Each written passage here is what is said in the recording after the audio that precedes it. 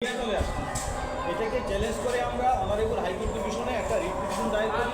রিপিটিশনে mister justice madam justice Fahmida Quader এবং mister justice Syed Mansur Alam ওনারা একটা অর্ডার দিয়েছেন। ওনারা বলেছেন যে ভিকটিমকে সম্পূর্ণ ধরনের নিরাপত্তা দিতে হবে, তার চিকিৎসার ব্যবস্থা করতে হবে এবং 15 দিনের ভিতরে ওনারা এই মামলার তদন্তের কী অগ্রগতি হলো সেই অগ্রগতিটা অ্যাফিডেভিট অফ কমপ্লায়েন্স হিসাবে অনারেবল হাইকোর্ট ডিভিশনে জমা দিতে হবে। এটা আবার ফর অর্ডারে আসবে এবং বলেছেন যে উইদিন 24 আওয়ার্স তার যেমন সমস্ত ভিডিও এবং ফটোগ্রাফি যেগুলো সোশ্যাল মিডিয়াতে ছিল ওইগুলো ওখান থেকে বিটিআরসি ওনারা একটা ডাইরেকশন দিয়ে রিটটা কেন করেছিলেন? রিটটা আমরা চেয়েছিলাম যাতে ওনার সেফটি সিকিউরিটির জন্য ওনার এই মামলাটা যাতে আমরা একটা বলেছিলাম যে একটা জুডিশিয়াল কমিশন গঠন করার জন্য ওনারা সেটা করেন নাই, বলছেন মামলা হয়ে গেছে যেহেতু থানায় মামলা আছে চলো।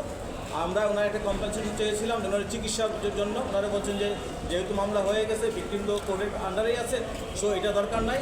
আর আমরা বলেছিলাম যে ওনার যত ভিডিও এবং ফুটেজ আছে এবং ছবিগুলো আছে এগুলো উদ্ধার করার জন্য সেটা আদেশ দিয়েছেন। আর মামলার অগ্রগতি কী হলো সেটা 15 দিনের ভিতরে কোর্টকে জানাতে বলেছেন। রিট করছে